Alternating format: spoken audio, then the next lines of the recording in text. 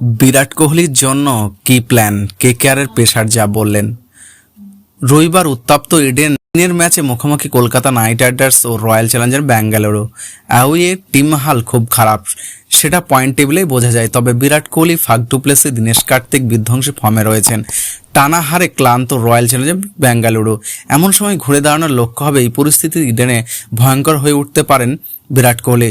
তার জন্য কি পরিকল্পনা কেকেআরের? কলকাতা নাইট রাইডার্স শিবিরে আবারও কি মাথা ব্যথা উঠেছে মিচেল স্টার্ক? না, হাওয়াই কিছুই নেই। রয়্যাল চ্যালেঞ্জার্স ব্যাঙ্গালুরুর বিরুদ্ধে কেকেআর টিম ম্যানেজমেন্ট যদি স্টার্কে নিয়ে অন্য কিছু ভাবে, অবাক হওয়ার কিছুই নেই।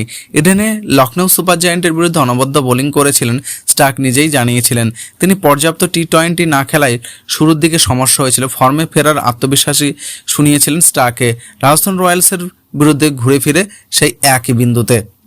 রবিবার উত্তপ্ত ইডেন দিনের ম্যাচে মুখোমুখি Kolkata Knight Riders royal Challengers Bengaluru. Away টিমের হাল খুব খারাপ, সেই পয়েন্ট টেবিলেই বোঝা যায় যে। তবে Virat Kohli, Faf du Plessis, Dinesh Karthik বিধ্বংসী ফর্মে রয়েছেন। টানা হারে ক্লান্ত রয়্যাল চ্যালেঞ্জার্স ব্যাঙ্গালুরু। এমন সময় ঘুরে দাঁড়ানোর লক্ষ্য হবে এই পরিস্থিতি ইডেনে ভয়ঙ্কর হয়ে উঠতে পারে বিরাট কোহলি। তার জন্য কি পরিকল্পনা? বিরাটের বিরুদ্ধে স্ট্র্যাটেজি নিয়ে ইডেনে সাংবাদিক সম্মেলনে কেকেআরের তরুণ পেসার ভৈরব আরোহ বলেন, কোনো ব্যাপার নয়, দেখতে হবে কোথায় দুর্বলতা আছে, কোথায় শক্তি, সেই মতো প্ল্যানিং এক্সিকিউট করাতে হবে। প্রত্যেকের জন্য পরিকল্পনা থাকে, মাঠে নেমে সেটা বাস্তবিত করাই আসল। মিচেল স্টার্কের ফর্ম বাকি বোলারদের উপর কতটা চাপ তৈরি করেছে? সতীর্থর পাশে দাঁড়ালেন কেকেআরের তরুণ পেসার, বলেছেন এরকম হতেই পারে, একদিন কারো খারাপ যেতেই পারে, সতীর্থ কোনোদিন খারাপ খেলতেই পারে। তার মানে এই নয় যে নিজের উপর অতিরিক্ত চাপ বাড়বে। ক্রিকেট তো সবসময় চাপই থাকে।